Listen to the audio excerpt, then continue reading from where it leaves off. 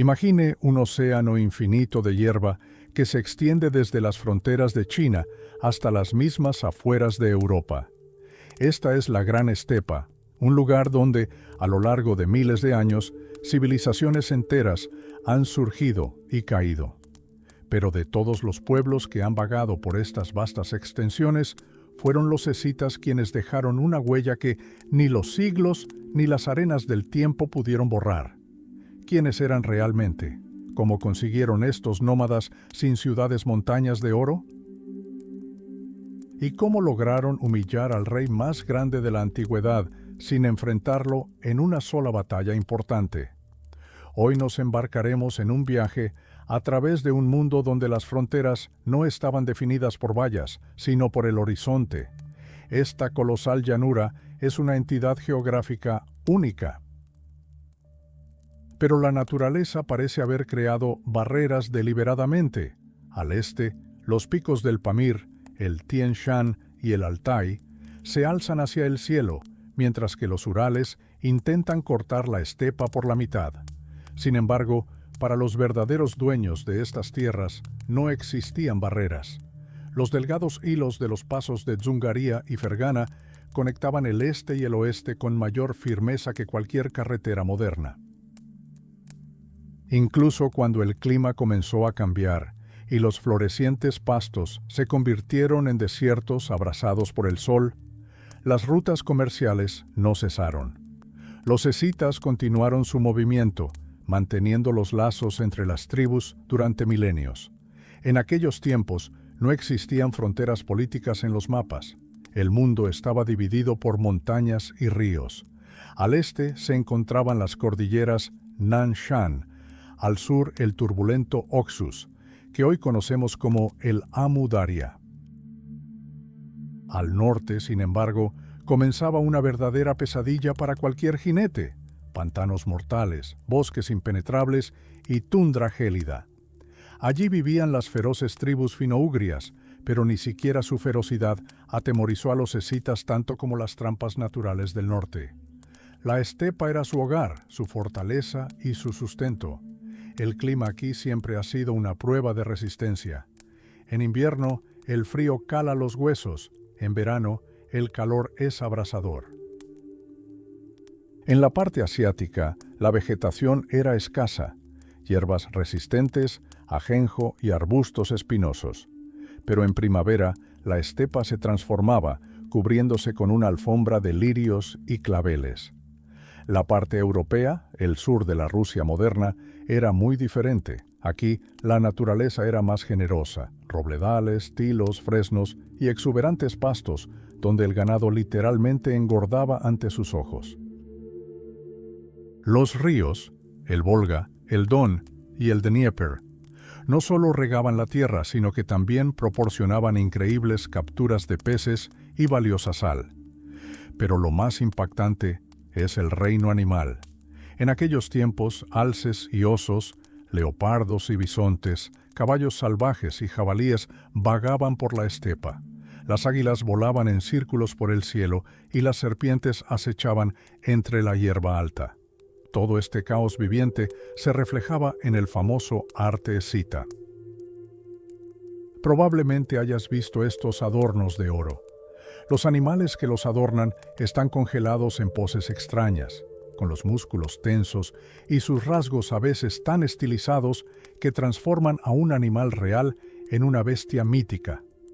Esto no es solo decoración, es el alma de un nómada, su conexión con la naturaleza, congelada en metal. Curiosamente, a pesar de su riqueza, los escitas vivían en un mundo con escasez de recursos. En la estepa occidental, la buena piedra de construcción era casi inexistente. Sin embargo, el hierro y el cobre fluían libremente del Cáucaso. Fue allí donde los griegos buscaron su vellocino de oro, pero el oro auténtico provenía del noreste, de los yacimientos más ricos de los montes Altai. Es asombroso cómo los escitas de la región del Mar Negro poseían toneladas de oro extraído a miles de kilómetros de sus campamentos nómadas. Esto habla de una red comercial increíblemente desarrollada. Pagaban por él con monedas griegas o con una moneda extraña, puntas de flecha planas, tan valiosas como los metales preciosos.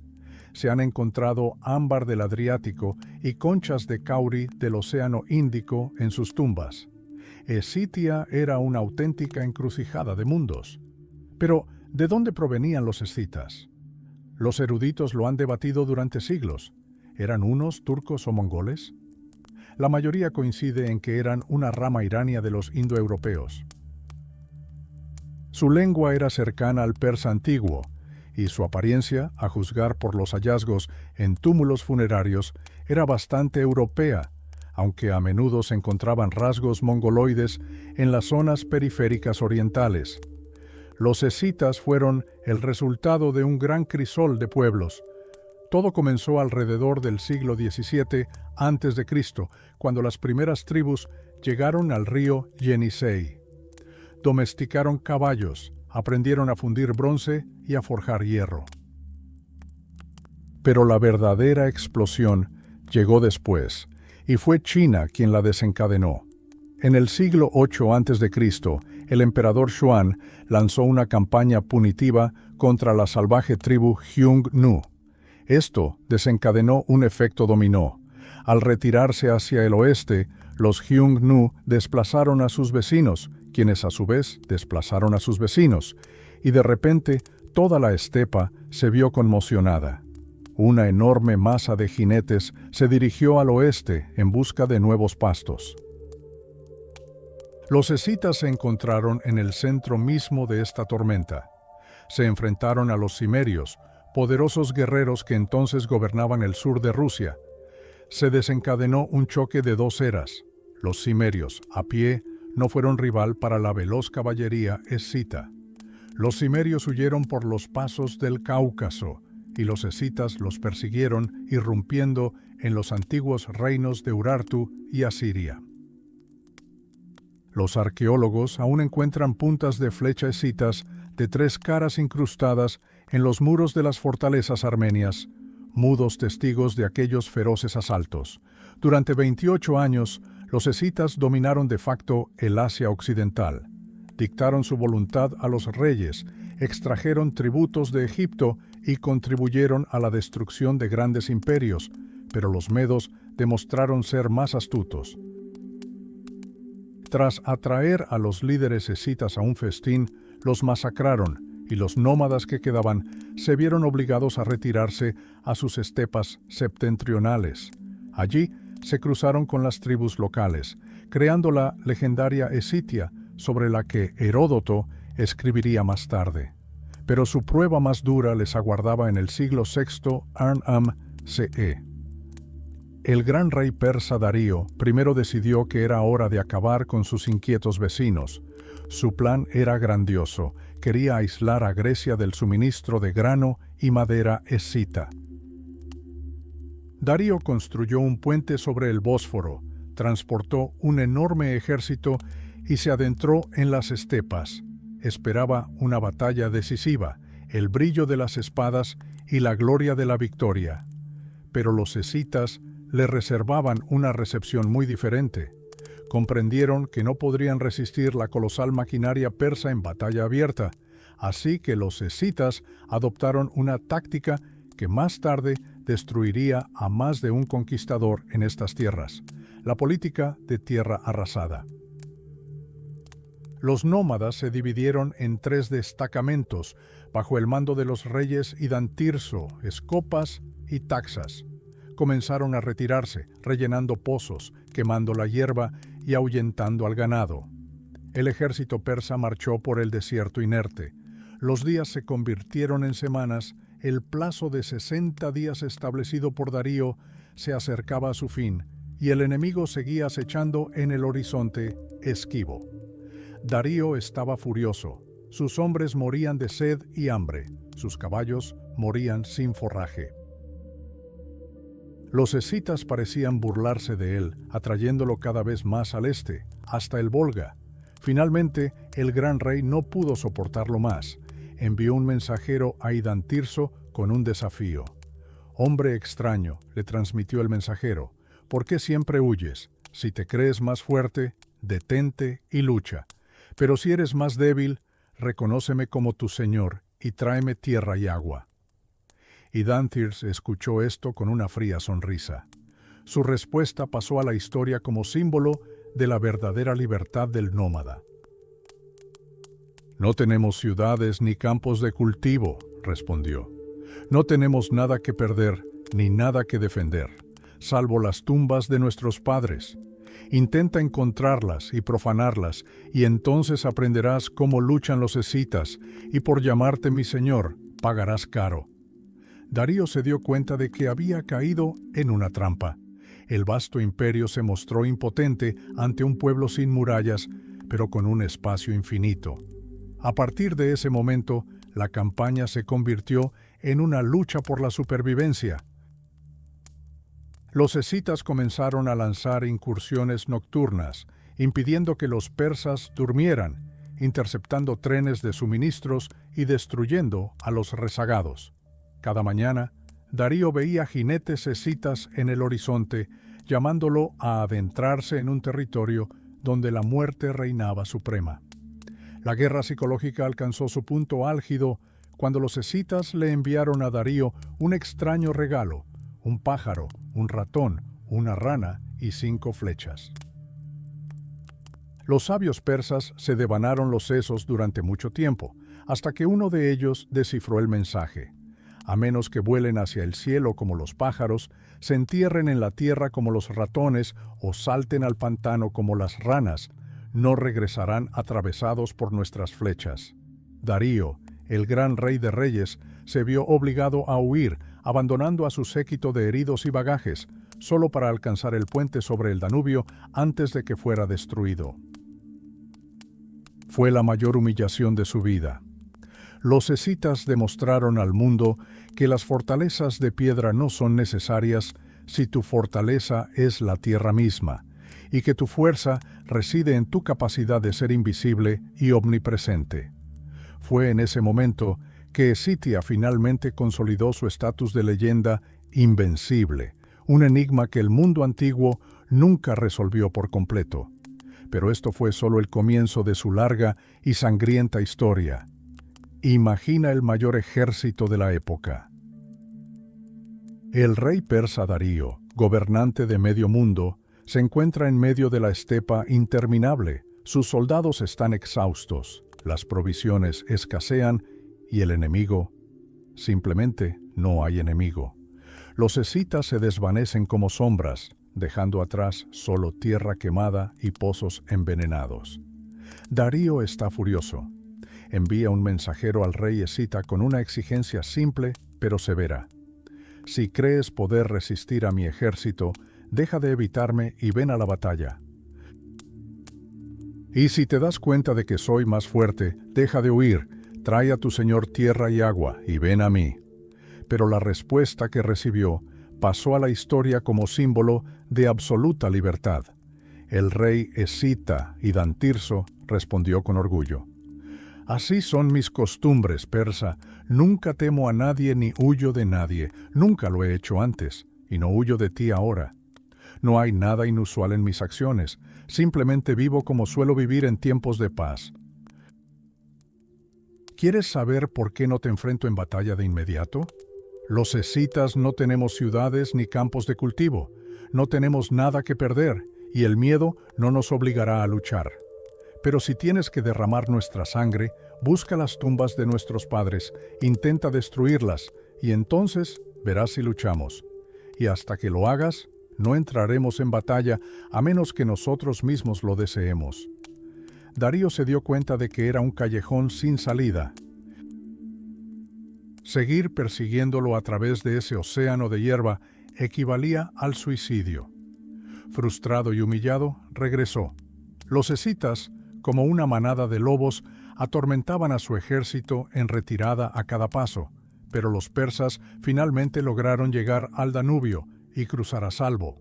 La gran expedición terminó en un completo fracaso. Darío escapó del desastre, pero nunca más se atrevió a poner un pie en el norte de Europa. Sin embargo, los escitas no estaban dispuestos a perdonar la invasión sin más. Los consumía una sed de venganza. Aristágoras se convirtió en su nuevo líder, reunió una fuerza colosal y marchó sobre la ciudad de Ábidos, intentando conquistar al rey espartano Cleómenes I. Su plan era ambicioso, atacar a los persas por dos flancos. Pero Darío logró quemar Ábidos, y el cauteloso espartano se negó a participar en esta sangrienta aventura. Aristágoras se vio obligado a retirarse, no sin antes arrasar Tracia, obligando a los gobernantes locales a huir aterrorizados. Los escitas regresaron a sus estepas, a sus habituales escaramuzas menores, sin percatarse de que una nueva amenaza, aún más terrible, ya se estaba gestando en sus fronteras orientales. En el siglo siguiente, apareció en el horizonte una tribu que estremeció incluso a los guerreros escitas más experimentados, los sármatas. Hablaban el mismo idioma y llevaban un estilo de vida similar, pero había una diferencia que conmocionó profundamente al mundo antiguo. Las mujeres sármatas no se sentaban en carros, montaban a caballo, cazaban y luchaban en el frente junto a los hombres. Además, ninguna joven sármata podía casarse hasta que hubiera matado al menos a un enemigo en batalla. Los escitas las llamaban amantes de los hombres. Solo después de derramar la primera sangre, podía una guerrera dedicarse a las tareas domésticas. Durante mucho tiempo, las historias sobre las amazonas se consideraron meros y hermosos mitos griegos. Pero en 1928, cerca de Tiflis, unos trabajadores tropezaron accidentalmente con una tumba antigua. Allí yacía una mujer, y junto a ella, un arma de guerra. No fue casualidad. Los arqueólogos están seguros. Esta tumba contenía a la misma amazona sármata, quizás muerta en una de las feroces batallas contra los escitas. A mediados del siglo IV a.C., los sármatas habían empujado a los escitas hasta el río Don. Esta presión obligó al legendario rey escita Ertes a liderar a su pueblo más allá del Danubio, conquistando nuevas tierras. A sus 90 años, este anciano aún empuñaba la espada con firmeza y gobernaba a su pueblo, pero sus ambiciones chocaron con los intereses de otra estrella en ascenso, Filipo II de Macedonia, padre del gran Alejandro Magno. En una sangrienta batalla en el Danubio, los macedonios prevalecieron y Aertes, de 90 años, cayó en combate. Parecía que los escitas deberían haberse rendido, pero eran de otra pasta. 3 años después, el propio Alejandro Magno se vio obligado a enviar una expedición punitiva contra estos indomables nómadas. Su general, Cepirión, confiado en una victoria fácil, cometió un error fatal. Sus tropas fueron derrotadas, él mismo murió, y los escitas, en respuesta, establecieron sus puestos de avanzada en los Balcanes, obligando a las ciudades locales a pagarles tributo. Pero el tiempo corría en su contra. Los sármatas avanzaron, utilizando un invento vanguardista de la época, los estribos metálicos. Esto les permitió crear una caballería pesada contra la cual la caballería ligera escita era impotente. El estado escita decayó lentamente. Su último auge de gloria llegó bajo el rey Escilo, quien fundó su capital en la Neápolis escita e incluso acuñó su propia moneda. Pero ni siquiera una alianza con el reino del Ponto ni los intentos de llegar a un acuerdo con Roma pudieron salvarlos. A principios de la Era Común, los escitas como pueblo unificado comenzaron a desaparecer, asimilándose con nuevas oleadas de invasores, los sármatas y los godos. Pero ¿cómo adquirió este pueblo nómada una riqueza tan colosal? La respuesta reside en el comercio. Escitia era el principal granero de la antigua Grecia. El grano cultivado en las tierras negras de lo que hoy es el sur de Rusia se enviaba por toneladas a Grecia.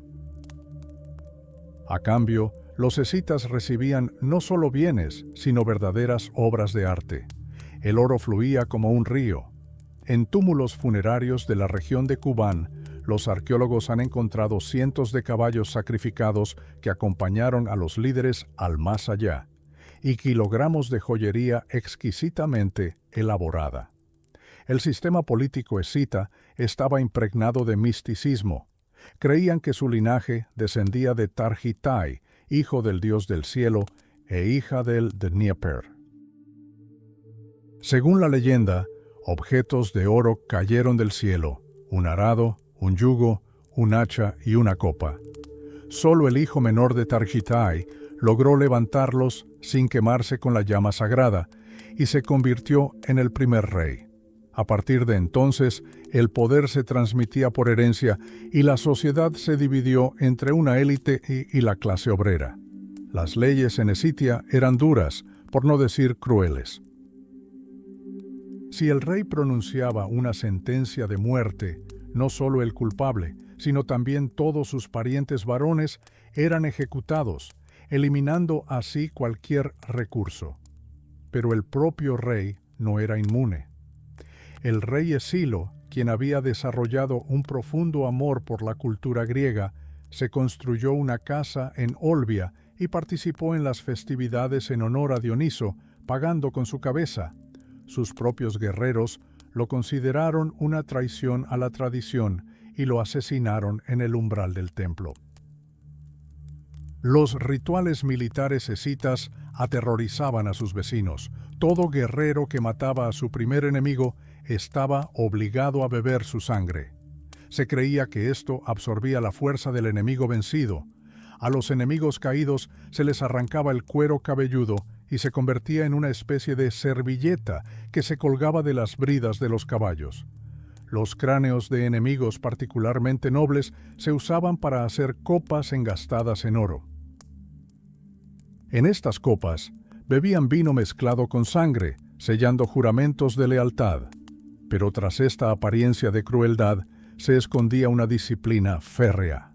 La vida nómada no es un caos, es una organización sumamente compleja. Intenten transportar miles de personas, ganado y propiedades a lo largo de vastas distancias sin perder a nadie en el camino. Cada tribu conocía sus límites de pastoreo tan claramente como los estados modernos los suyos. Cualquier violación conducía a la guerra.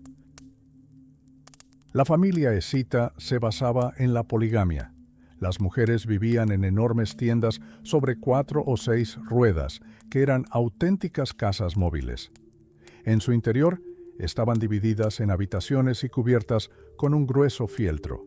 Y aunque los griegos creían que los escitas eran matriarcales, la realidad era más prosaica. Las mujeres estaban subordinadas. Sin embargo, sus atuendos eran increíblemente vistosos y opulentos, lo que realzaba el estatus de sus maridos.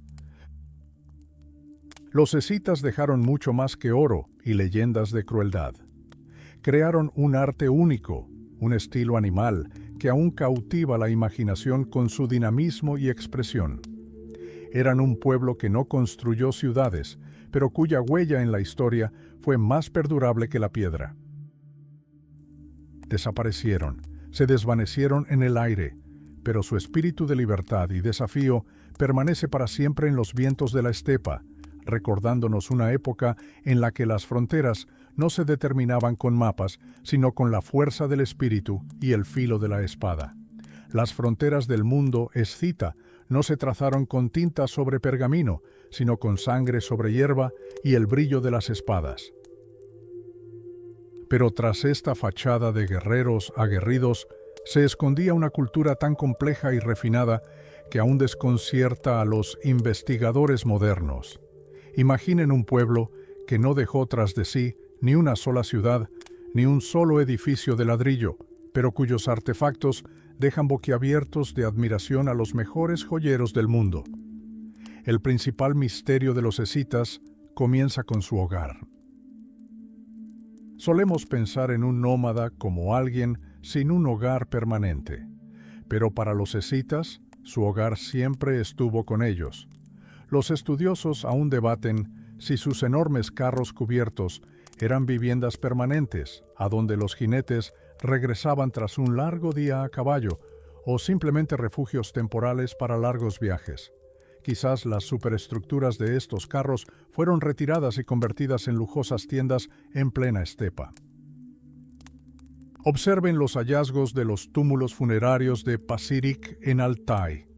Las cámaras funerarias están diseñadas exactamente como tiendas. Los escitas, incluso al pasar al otro mundo, querían sentirse como en casa. Y este hogar estaba lejos de ser gris y lúgubre. En su interior les esperaba un mundo lleno de color, paredes adornadas con brillantes alfombras de fieltro, suaves alfombras de lana bajo los pies y muebles increíbles. No eran salvajes durmiendo sobre la tierra húmeda. Eran estetas que se rodeaban de los mejores tejidos y apliques, cada uno de los cuales tenía un profundo significado religioso. Pero, ¿quién guió a este pueblo a través de las interminables estepas? Mientras que los escitas reales se heredaban el poder, sus hermanos en otras regiones parecen haber adoptado una verdadera meritocracia. Elegían a sus líderes. Y aquí es donde las cosas se ponen interesantes. La riqueza llegó después, como un atributo de estatus, no como un medio para alcanzarlo. En muchos objetos de oro vemos la misma escena. La gran diosa sentada en un trono y ante ella se yergue un guerrero. Este es el momento de la verdad, un rito de paso, cuando el poder divino otorga al líder el derecho a liderar a miles de personas. En el famoso paño de fieltro del quinto túmulo de Paširik, esta escena es verdaderamente épica. La diosa con un cetro y un jinete confiado, congelados en anticipación de una bendición. La vida cotidiana de un escita libre era, sorprendentemente, bastante cómoda e incluso alegre. En aquella época, la estepa abundaba en caza y los ríos en pesca. Desde luego, nunca pasaban hambre. El alimento básico de su dieta era el kumis, una vigorizante leche de yegua fermentada que aún veneran los nómadas. A esto se sumaban montañas de queso, cebollas, ajo y judías. Y en los festines, las mesas rebosaban de carne de caballo, cordero y tierno corzo cocinado en enormes calderos de bronce. Los escitas sabían un par de cosas sobre el placer. El famoso médico Hipócrates los describió como un pueblo alegre e incluso perezoso, que disfrutaba pasando el rato con una copa de vino y cantando al son de instrumentos similares al laúd. Eran un pueblo que sabía no solo luchar, sino también disfrutar de cada momento de su vida nómada. La pasión especial de los escitas era su vestimenta. Si crees que se envolvían en pieles crudas, te equivocas. Eran los verdaderos modistos del mundo antiguo. Creaban prendas cuyo intrincado acabado rivalizaba con los mejores ejemplos del arte asirio o griego. Sus artículos de cuero eran de tan alta calidad que los comerciantes de tierras lejanas los codiciaban. Las pieles escitas eran apreciadas en los mercados de Asiria y Bactriana como un artículo de lujo. Se han conservado ejemplares únicos en el permafrost de las montañas de Altai.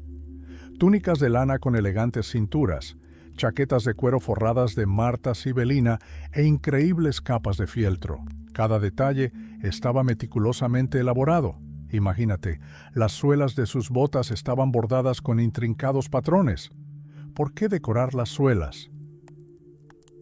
Es simple.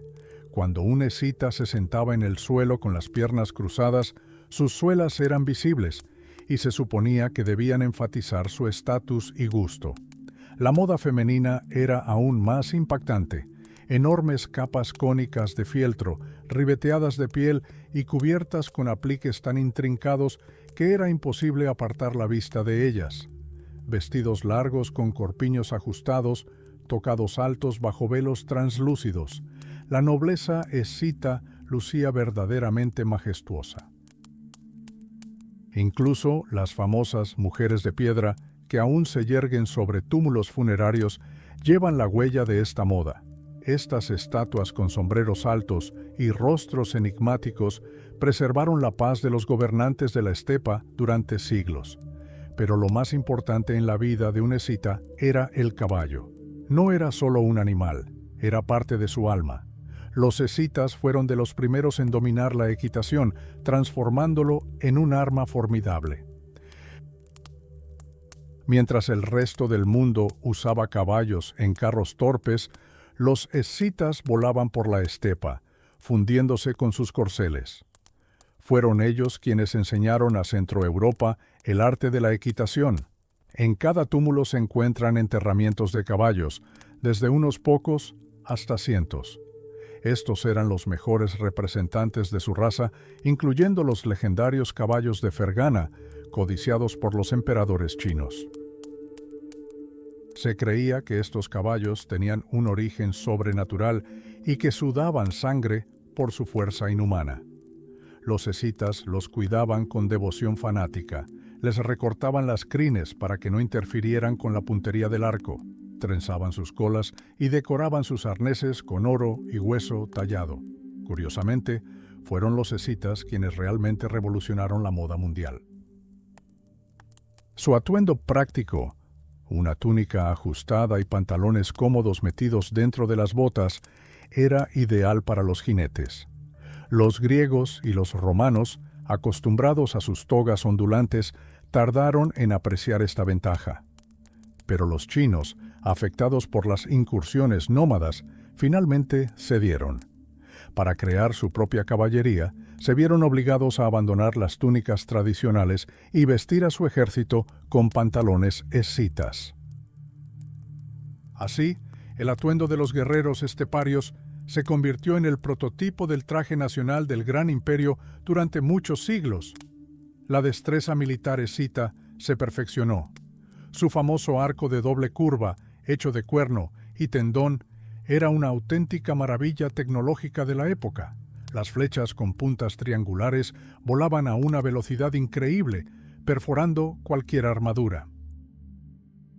Los escitas disparaban al estilo parto, a galope tendido, mirando hacia atrás, lo que aterrorizaba a sus enemigos.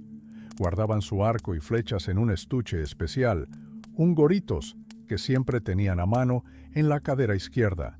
Pero en el combate cuerpo a cuerpo usaban aquinaques, espadas cortas y dagas, así como hachas pesadas y picas. Cada arma estaba decorada con imágenes de animales en ese famoso estilo, representando depredadores congelados en una batalla eterna. Los escitas se han ido, se han desvanecido en la historia sin dejar tras de sí grandes ciudades ni registros escritos, pero dejaron algo más, un espíritu de rebelión, arte increíble y tecnología que transformó el rostro de Eurasia. Cada vez que vemos a un jinete o nos ponemos ropa cómoda para cabalgar, involuntariamente volvemos sobre los pasos de quienes una vez consideraron la vasta estepa su hogar, su único límite, un horizonte alcanzable solo con la fortaleza y la velocidad de sus corceles. Los vientos esteparios aún susurran sus nombres, recordándonos una época en la que el mundo pertenecía a los hombres libres, cuyo oro aún brilla más que cualquier sol. Los vientos esteparios aún susurran sus nombres, recordándonos una época en la que el mundo pertenecía a pueblos libres, cuyo oro aún brilla más que cualquier sol. Pero, ¿quiénes eran realmente estos fantasmas de las estepas, a quienes hemos llegado a llamar escitas? ¿Eran simplemente nómadas salvajes o los creadores de una civilización única que dictó sus reglas a los grandes imperios de la antigüedad?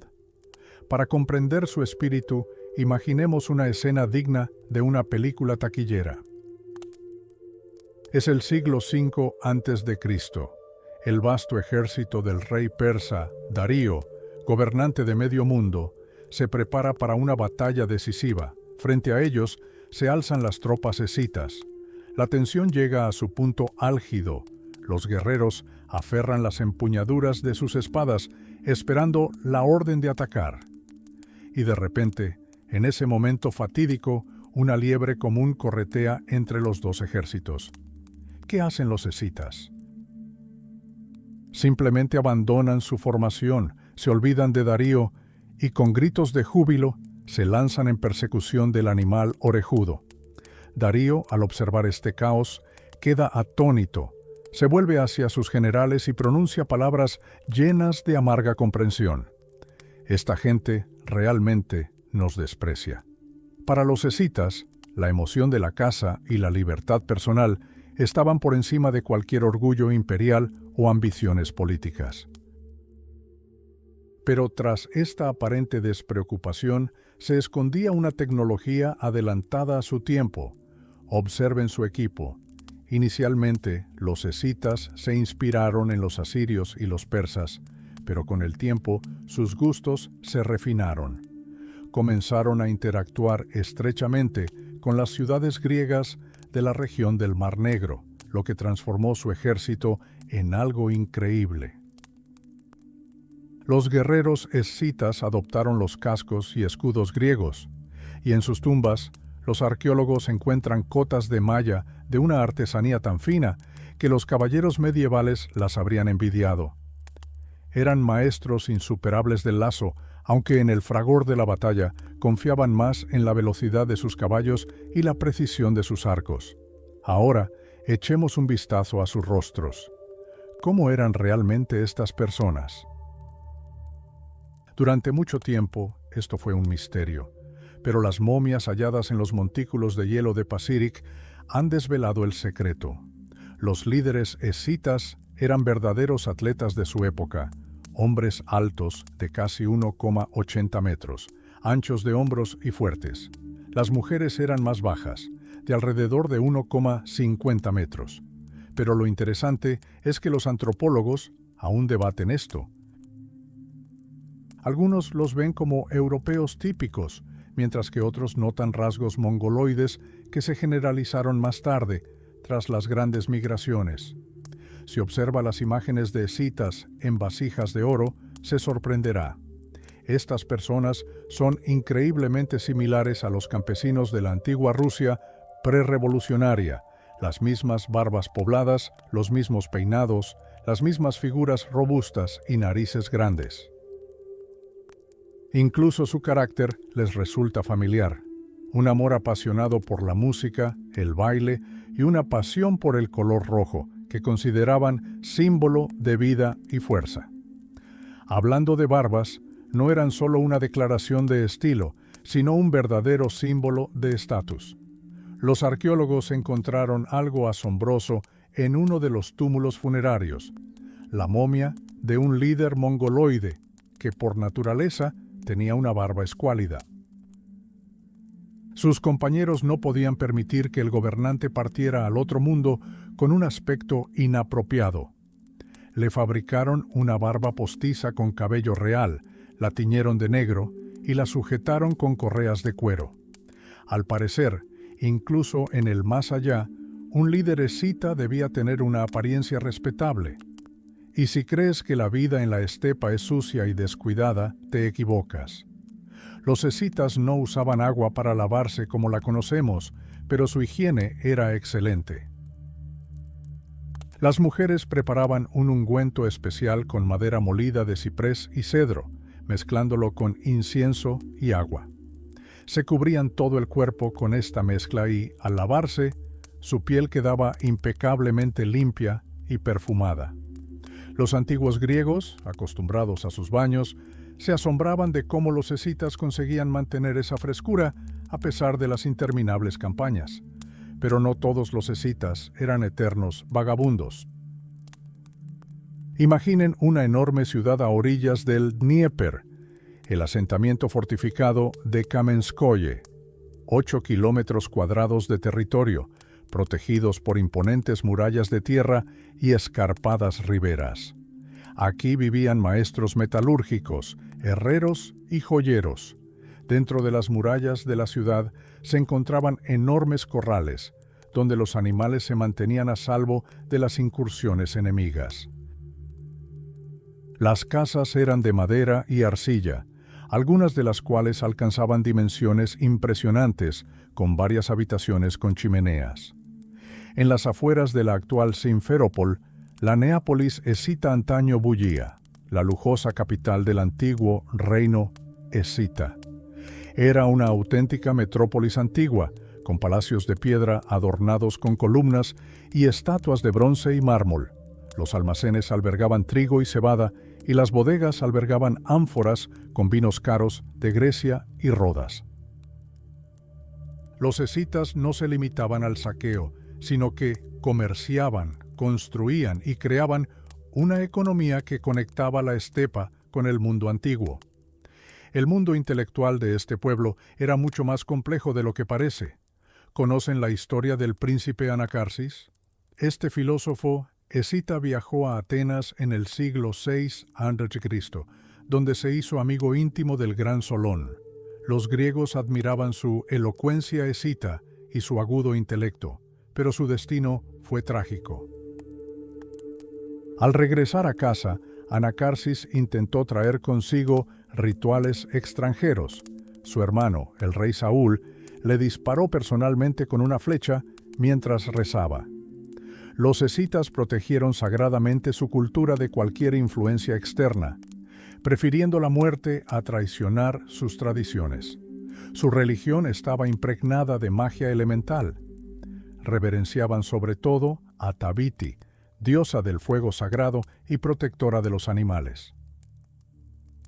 Los escitas creían que todo a su alrededor estaba habitado por espíritus, y sus adivinos, extraños personajes vestidos de mujer, predecían el futuro con manojos de ramas de sauce.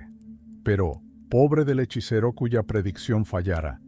Él y todos sus parientes varones fueron atados, metidos en una carreta con matorrales y quemados vivos. En el mundo escita, los errores eran el precio más alto, pero el espectáculo más espectacular era su funeral. Cuando un rey moría, la vida en la estepa se paralizaba.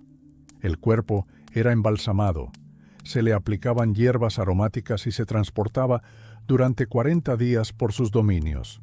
Como señal de duelo, cada súbdito debía cortarse el pelo y herirse con flechas. Era una procesión interminable de llanto y rabia. Finalmente, en un enorme túmulo, su esposa, sus sirvientes, su cocinero y sus mejores caballos, con arneses dorados, eran enterrados con él. Los escitas creían que la muerte era simplemente una transición a un nuevo horizonte y se esperaba que el gobernante apareciera allí en toda su gloria. No dejaron libros, sino túmulos funerarios llenos de obras maestras doradas, donde cada animal, congelado en metal, parece estar vivo. Los escitas eran realistas y veían el mundo en constante cambio y lucha. Y hoy, al mirar al horizonte, debemos recordar, esta fue una vez su única frontera. Una frontera que cruzaron con la facilidad del viento, dejando atrás solo el tintineo del oro y el susurro de la hierba pluma. Su historia es más que mera arqueología, es un himno a la libertad absoluta que no puede encadenarse ni ocultarse tras las murallas de la ciudad. Se han ido, pero su espíritu permanece aquí, en cada ráfaga del viento estepario, recordándonos lo que significa ser verdaderamente libre. Imagina un horizonte infinito donde el cielo se encuentra con la hierba pluma y el viento trae un tenue tintineo dorado. Este espíritu de libertad del que hablamos también tenía su lado oscuro y aterrador. Cuando falleció el gran rey escita, la estepa tembló. Heródoto, a menudo llamado el padre de la mentira, nos dejó la descripción de un ritual que durante siglos nadie quiso creer. Sonaba demasiado descabellado. Escuchen. Exactamente un año después del funeral de su líder, los escitas eligieron a 50 jóvenes guerreros. No eran esclavos, sino hombres libres, una guardia personal, lo mejor de lo mejor. Los asesinaron. 50 caballos pura sangre fueron sacrificados junto con ellos, y entonces comenzó algo parecido a una pesadilla. Los cuerpos fueron destripados, rellenados con paja y cocidos. Los jinetes muertos fueron montados en caballos muertos, que fueron literalmente empalados en enormes estacas colocadas en un círculo alrededor del túmulo funerario. Se suponía que este ejército fantasmal custodiaría eternamente la paz de su amo. Los arqueólogos han debatido durante mucho tiempo si esto es cierto. No se ha encontrado ningún rastro de tales jinetes en estacas. El tiempo, las aves y el duro clima los habrían reducido a polvo en cuestión de años. Pero sabiendo la precisión de Heródoto en otros detalles, resulta inquietante. Quizás estos inquietantes guardias realmente estuvieron una vez en la estepa, aterrorizando a los viajeros con su vigilancia inmóvil, pero la muerte para los escitas no era solo horror, también era purificación. Y aquí nos encontramos con otro detalle increíble. Los escitas construyeron estructuras extrañas, 3 postes cubiertos de fieltro, algo así como una tienda de campaña estrecha. Dentro, colocaron un cuenco con piedras calientes. Y ahora, atención, el ingrediente secreto. Echaron semillas de cáñamo sobre las piedras. Emanó un humo denso que, según testigos oculares, ninguna casa de baños griega podría producir. Los escitas se arrastraron dentro y, inhalando el vapor, comenzaron a gritar de alegría. Durante mucho tiempo, esto se consideró simplemente una historia extraña, hasta 1929, cuando esas mismas tiendas, esos mismos calderos e incluso los restos de las semillas fueron encontrados en los túmulos funerarios de Paširik en Altai. Resultó que no era solo higiene, era un ritual para entrar en éxtasis, una forma de comunicarse con los dioses o simplemente una forma de relajarse después de un funeral sangriento. Imagínense este contraste, la brutal ejecución de 50 guerreros seguida de un trance colectivo en el humo de las hierbas. Pero, ¿qué ocultaban los propios montículos? No eran simples montones de tierra, eran auténticos palacios subterráneos que, a pesar de las incursiones de los saqueadores, preservaban una paz increíble para nosotros.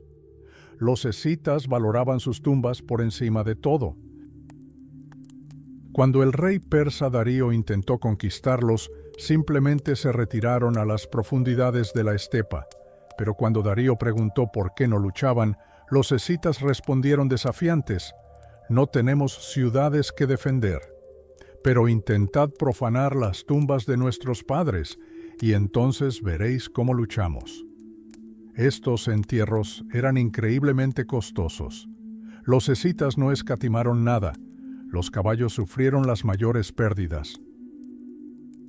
Solo en el túmulo de Ulsk, en Kubán, se encontraron los restos de 400 caballos. Basta con pensar en esa cifra. Es un ejército entero sacrificado por un solo hombre. Y si crees que solo se sacrificaban animales viejos o enfermos, te equivocas. En Paširik, muchos caballos estaban en perfectas condiciones, en su mejor momento.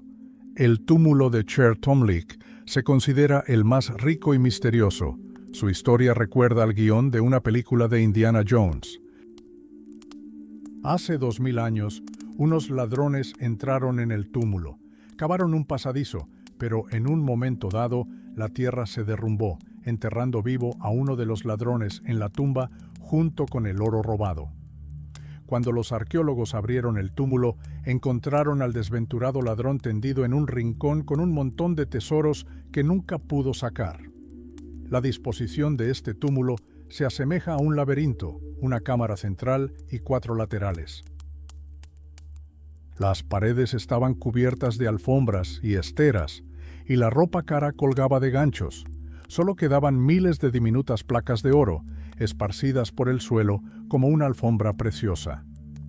El rey yacía en el centro, rodeado de lujo, anillos de oro en cada dedo, un pesado torque alrededor del cuello y un carcaj lleno de flechas con ribetes de oro.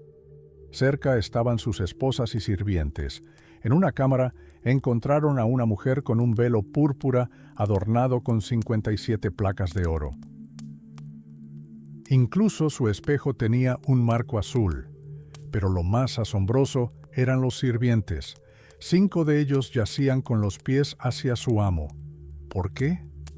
Para que en el momento en que despertara en el más allá, pudieran levantarse al instante y ponerse firmes ante él. Construir un túmulo de estas características fue una tarea titánica. Primero, se excavó un profundo pozo en el duro suelo estepario, a veces de hasta 14 metros de profundidad. Esa era la altura de un edificio de 5 pisos.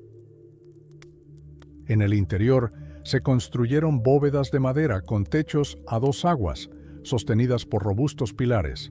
Las paredes estaban decoradas con frescos o alfombras de fieltro, creando una atmósfera acogedora incluso en el reino de los muertos. Los escitas creían que su líder debía sentirse como en casa, por lo que la tumba a menudo seguía la forma de su tienda o carro de campamento.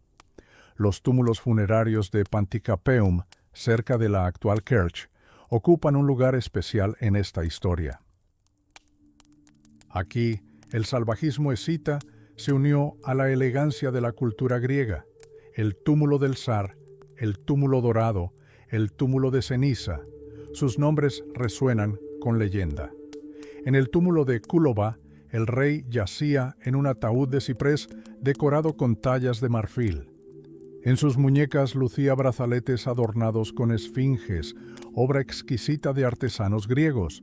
Sin embargo, cerca yacía una enorme y pesada espada escita. Era una fusión única. Nómadas que ayer habían bebido la sangre de sus enemigos ahora encargaban joyas a los mejores artesanos de Grecia. La ermita conserva decenas de miles de placas de oro procedentes de estas tumbas. Muchas de ellas se fabricaron con un solo molde, lo que indica una auténtica producción en masa de joyas para la élite esteparia. El funeral en sí fue un espectáculo ensordecedor. No se trataba de una despedida tranquila, imaginen una vasta procesión. Los portaestandartes encabezaban el camino, portando varas con figuras de aves rapaces y bestias. Tras ellos, una multitud de tribus, haciendo girar enormes sonajeros metálicos y haciendo sonar campanas. Gritaban, aullaban y gemían. ¿Por qué tanto ruido? Los escitas creían que el tintineo del metal y los gritos ahuyentaban a los malos espíritus que rondaban el cuerpo del difunto. El carro que transportaba el cuerpo era tirado por varias parejas de caballos, cuyos arneses también llevaban campanillas. Todo esto creaba una cacofonía sonora que resonaba por la estepa a lo largo de kilómetros. Luego vino un momento de silencio sangriento. Los asistentes, esposas, sirvientes, novios, fueron asesinados. Fueron estrangulados o envenenados. Los caballos fueron sacrificados de un golpe en la cabeza y colocados en hileras ordenadas alrededor de la cámara funeraria. Después de esto, llegó el momento del banquete fúnebre. Los escitas comieron carne, bebieron vino de enormes calderos de bronce y luego comenzaron el acto final, la construcción del montículo. Cuanto más alto era el montículo, más poderoso se consideraba el líder. Algunos alcanzaban los 20 metros de altura, verdaderas montañas artificiales en medio de la llanura. Curiosamente, no todos los escitas vivían igual. En el norte, en las zonas boscosas cercanas a Kiev y Poltava, los túmulos funerarios eran más modestos. Allí, el oro solía sustituirse por hueso o madera y el número de sacrificios de caballos rara vez superaba los 2. Pero incluso allí, el espíritu del guerrero permanecía inalterado. Armas, un carcaj y un espejo eran atributos esenciales para el viaje a la eternidad. Pero esto es lo que realmente desconcierta a los científicos. ¿Cómo llegaron los artefactos escitas tan al oeste? Se han encontrado tesoros de oro, escita puro en Prusia, en lo que hoy es Polonia y Alemania. Por ejemplo, el famoso pez dorado de Fettersfeld. ¿Cómo llegó allí? ¿Eran bandas mercenarias individuales o tribus enteras decididas a conquistar Europa? Los arqueólogos aún no han respondido a estas preguntas. En el siglo IV a.C., los escitas decidieron cambiar su destino. Empezaron a trasladar su capital desde la cuenca baja del Dnieper hacia el noroeste. Fue una época de cambio, una época en la que las antiguas tradiciones de sus antepasados empezaron a enfrentarse a nuevos desafíos. Pero incluso al abandonar sus tierras, dejaron atrás estos monumentos silenciosos, montículos que, incluso hoy, miles de años después, guardan los secretos de un pueblo para quien la libertad era más valiosa que la vida, y la muerte era solo el comienzo de una nueva e interminable marcha por los pastos celestiales. ¿Lo oyes? No es solo el viento susurrando entre las hierbas, son los ecos de aquellas mismas campanas que antaño acompañaron a los grandes reyes en su último viaje. Los escitas ya no están, pero su oro aún calienta esta tierra, recordándonos una época en la que las fronteras solo existían para quienes no podían volar más rápido que el viento a caballo. Las fronteras solo existían para quienes no podían volar más rápido que el viento. Pero, ¿a dónde volaron estos jinetes? ¿Y dónde encontraron su lugar de descanso final al terminar su viaje terrenal? Para comprenderlo, debemos embarcarnos en un largo viaje siguiendo la sombra de un gran imperio nómada, desde las brumosas costas de los Balcanes hasta las gélidas cumbres de los montes Altai. Imaginemos el extremo oriental de los Balcanes hace 2500 años. No se trata solo de una estepa agreste, es un puesto avanzado del mundo escita. Aquí, en las tierras de las actuales Rumanía y Moldavia, en Besarabia y Dobruja, la tierra está literalmente sembrada de túmulos funerarios. No son simples colinas, son cápsulas del tiempo. Los arqueólogos descubrieron los hallazgos más valiosos en Bucovina, cerca de los pueblos con los evocadores nombres de Satu Mare y Bureni. Pero he aquí la paradoja. A pesar de la abundancia de oro y armas, estos enterramientos siguen siendo uno de los mayores misterios. ¿Por qué? Porque nunca se han estudiado sistemáticamente. Vemos la brillantez de su artesanía, pero aún no podemos afirmar con certeza en qué medida las costumbres de estos escitas fronterizos diferían de las de sus hermanos en el corazón de la Gran Escitia. Ahora vayamos aún más al oeste, a Hungría. Para el año 500 a.C., la oleada escita también había llegado aquí. Marcharon a través de Moldavia y Transilvania, dejando tras de sí cadenas de túmulos funerarios como señales de eternidad. ¿Sabes cómo se encuentran estos tesoros hoy en día? A menudo sucede completamente por accidente. Un trabajador común en el campo podría arar algo que no ha visto la luz del día durante miles de años. Así es como se encontraron dos legendarios ciervos dorados, en Tapio Saint Marton y Soldalompust. Estos no son solo adornos, son el alma de un pueblo congelada en oro. Imagínate, para mediados del siglo XX se habían excavado más de 85 grandes cementerios en Hungría. Cada uno contenía huesos de caballo, pero hay un detalle extraño. Se mataron pocos caballos y a menudo no eran los mejores. Es como si aquí, en las afueras del mundo, los escitas comenzaran a economizar, o sus rituales comenzaran a cambiar bajo la influencia de nuevas tierras. Pero si retrocedemos y recorremos las vastas extensiones de Rusia, el panorama cambia drásticamente. Cuanto más al este nos dirigimos, más majestuosos se vuelven los monumentos. Los túmulos funerarios de Kuban tienen una escala completamente diferente. Tomemos, por ejemplo, los túmulos funerarios de Semibratnie o los famosos Kellermes. Aquí, el oro literalmente resuma poder. Pero hay algo más interesante. En Kuban, la influencia griega, tan profundamente sentida en las tumbas reales de Crimea, se desvanece en un segundo plano. Sí, aquí se encuentran objetos griegos en todas las tumbas, pero parecen importaciones comunes. Los escitas los compraban según sus gustos, igual que nosotros compramos marcas populares hoy en día. No encargaban jarrones únicos a maestros griegos, preferían su propio estilo, austero y salvaje.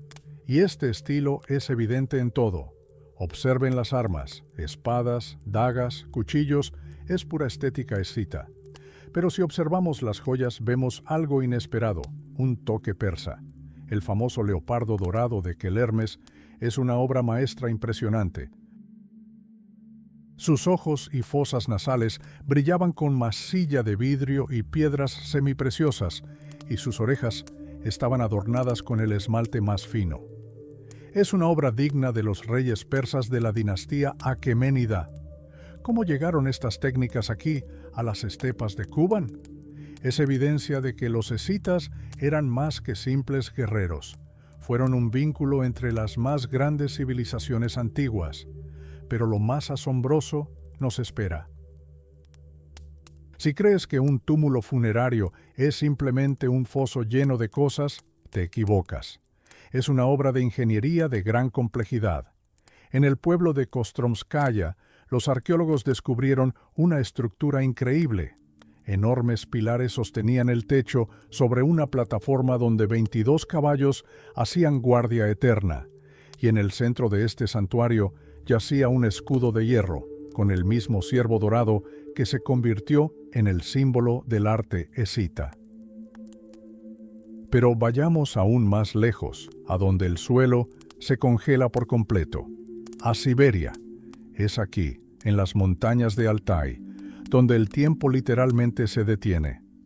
Gracias al permafrost que se formó bajo los montículos de piedra de los túmulos funerarios, cosas que normalmente desaparecen sin dejar rastro, han sobrevivido hasta nuestros días. Telas, pieles, cuero e incluso carne humana.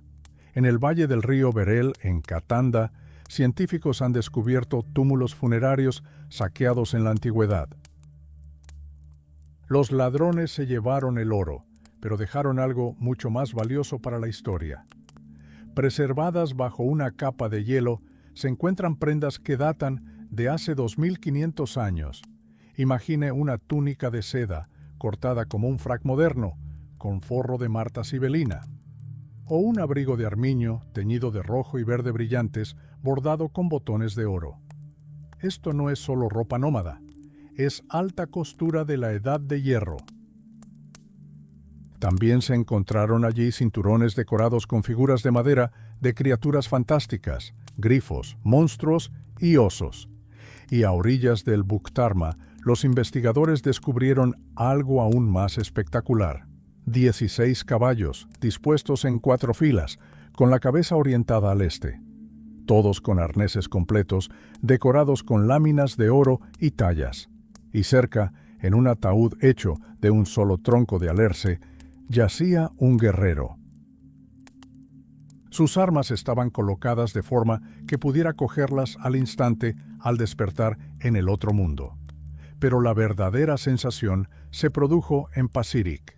Este lugar es un auténtico archivo del alma escita.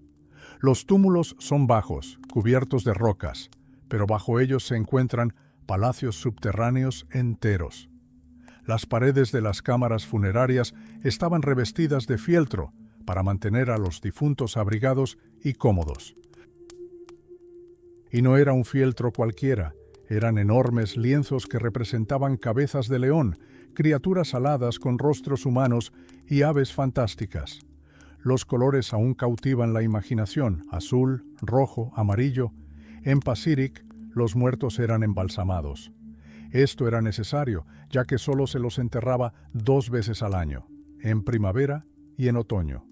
Un hombre y una mujer, cubiertos con mantas de piel, solían compartir un ataúd. Pero el descubrimiento más impactante aguardaba a los científicos al examinar los cuerpos de los líderes. La piel de uno de ellos, un guerrero de 60 años, estaba casi completamente cubierta de tatuajes. Eran imágenes increíblemente vívidas y dinámicas de animales, ejecutadas al más fino estilo escita. ¿Por qué se cubría con estos diseños? ¿Eran insignias, protección mágica o, como creían algunos, una forma de preservar su apariencia en el reino de las sombras? Este hombre murió en batalla, e incluso después de milenios, sus tatuajes parecen hechos ayer. Su esposa tenía el pelo suave, al estilo europeo, pero llevaba un extraño tocado de madera con trenzas, y el propio cacique fue encontrado con una barba postiza. ¿Por qué? El mundo escita está lleno de misterios que apenas estamos empezando a desentrañar. Pero mientras los ladrones extraían oro de las tumbas humanas, a menudo dejaban intactos los entierros de caballos. Y esto nos permitió ver algo realmente increíble. Los escitas no solo amaban a sus caballos, los transformaban. Se encontraron 8 máscaras de caballo en Pacific. No eran simples antifaces, sino tocados completos de cuero y piel, decorados con oro. Pero lo más extraño es que se colocaron astas de ciervo en las cabezas de los caballos. ¿Por qué transformar un caballo en un ciervo? Quizás esto sea un eco del recuerdo más antiguo de una época en la que el ciervo era el principal compañero del hombre, incluso antes de que éste domesticara al caballo. Fue una transición de una era a otra, capturada en un rito funerario. Allí, en las tumbas heladas, también encontraron carretas. Algunas eran sencillas, usadas para transportar piedras para el túmulo, pero otras eran auténticos carruajes antiguos, elegantes, sobre enormes ruedas de radios de casi 2 metros. Parecen frágiles, pero han sobrevivido miles de años. Los escitas se han ido, dejando solo ecos en la hierba pluma y estas colinas silenciosas. Pero al contemplar el oro que aún calienta la tierra, los tatuajes de los antiguos líderes y las máscaras de sus fieles corceles, lo comprendes, no han desaparecido. Simplemente continúan su marcha incesante por los pastos celestiales, recordándonos que la verdadera libertad no tiene límites y que la muerte es solo el comienzo de un nuevo viaje. ¿Lo oyes? Es el tintineo de las campanillas en los arneses de sus invisibles corceles. Los escitas siguen aquí. ¿Lo oyes? Es el tintineo de las campanillas en los arneses de sus caballos invisibles. Los escitas siguen aquí. Se han ido, dejando solo ecos en la hierba pluma y estas colinas silenciosas. Pero cuando descubrimos estos montículos, el tiempo parece detenerse. Un mundo aparece ante nosotros que parece frágil, pero que ha perdurado milenios. Imagínate las tierras altas de Altai, permafrost y un enorme túmulo funerario. Los arqueólogos encuentran allí no solo una carreta, sino una auténtica maravilla de la ingeniería. Está hecha de esbeltos troncos de abedul. ¿Conoces su secreto? Es completamente desmontable. Los escitas podían desmontarla hasta el último tornillo, cargarla en animales de carga, arrastrarla por cordilleras intransitables y volver a montarla. Era una especie de juego de construcción de la Edad de Hierro. Pero fíjate en los detalles. El asiento del conductor se eleva como un trono, y toda la capota está cubierta de fieltro negro. Y no es una tela cualquiera. Cisnes flotan sobre ella, cortados en fieltro multicolor, con un exquisito estilo chino. Y aquí es donde comienza la verdadera historia de detectives. ¿De dónde provienen estos motivos chinos de las estepas de Altai? Los historiadores han reflexionado sobre esto durante mucho tiempo. Una teoría evoca escalofríos y tristeza. Las crónicas chinas contienen relatos de emperadores que intentaban comprar la paz en sus fronteras. Entregaban a sus novias no deseadas a los líderes nómadas más feroces. Cada una de estas muchachas recibía como regalo un lujoso carruaje tirado por 4 caballos y partía hacia lo desconocido, hacia la naturaleza, en busca de un marido al que nunca había visto. Pero he aquí el misterio. La mujer hallada en el 5º túmulo funerario de Pacific, junto al cacique, no era china en absoluto. Tenía el cabello rubio y suave, y rasgos característicos de los europeos. Quizás no fuera una princesa exiliada, sino una aristócrata local que simplemente se enamoró del estilo extranjero. Pero su destino aún nos recuerda el triste destino de la princesa Xichun, quien se casó con un cacique anciano y enfermo en la lejana Asia Central. Dejó tras de sí estos desgarradores versos. Mi hogar es ahora una tienda de fieltro, mi alimento es carne cruda y mi bebida es leche de yegua. Mi corazón está de luto y desearía convertirme en una cigüeña amarilla para poder volar a casa. Los escitas no eran solo guerreros y nómadas, también eran grandes artesanos. Echa un vistazo a su hogar imaginario. Verás estrechas palas de madera, enormes mazos de sicómoro y asadas de hueso. Incluso sus escaleras eran únicas, simples postes con muescas talladas. Pero si nos asomamos a la forja, nos sorprende su magnitud. Los artesanos escitas fundían enormes calderos de bronce de casi 1 metro de altura. Imagínense, un caldero así pesaba alrededor de 35 kilogramos y su fundición era impecable. Cocinaban carne en ellos para toda la comunidad. Estos calderos son un símbolo de la hospitalidad y la fortaleza escitas. Se asentaban sobre robustas bases cónicas y sus asas a menudo estaban decoradas con figuras de animales. Sin detalles innecesarios, solo pura función y una estética imponente que ni siquiera el humo de las hogueras podía estropear. ¿Y qué decir de la guerra? El guerrero escita es la personificación del peligro. Sus flechas, con puntas triangulares, volaban con precisión y las astas estaban decoradas con serpientes o plumas. Pero mira su carcaj, está en llamas. No es solo una bolsa de flechas, es una obra de arte. Un marco de madera cubierto de cuero o placas de oro con el más fino repujado. Sus espadas a menudo se asemejaban a las espadas persas, y sus vainas brillaban con oro incrustado con marfil y piedras preciosas. Un líder escita en batalla era una imagen imponente. Vestía una armadura de escamas forrada de fieltro rojo y un yelmo que con el tiempo empezó a asemejarse a los diseños griegos. Los escitas no estaban aislados del mundo. Tomaron prestado lo mejor de los persas, griegos y chinos, destilándolo en su propio estilo único. Pero el alma del escita se revelaba verdaderamente en su relación con el caballo. Para un nómada, un caballo era más que un simple medio de transporte. Era un amigo fiel, un compañero en la vida y en la muerte. En Pacific, los arqueólogos descubrieron arneses que quitan el aliento. Cada detalle, hebillas, cinturones, frontaleras, estaba adornado con imágenes de animales. Este es el famoso estilo animal. Aquí, los grifos agarran ciervos, las panteras se congelan en plena primavera y los lobos persiguen liebres. No son solo imágenes, representan la dinámica congelada de la vida, la eterna lucha y el ciclo de la naturaleza. Las sillas de montar escitas eran la máxima comodidad de la época.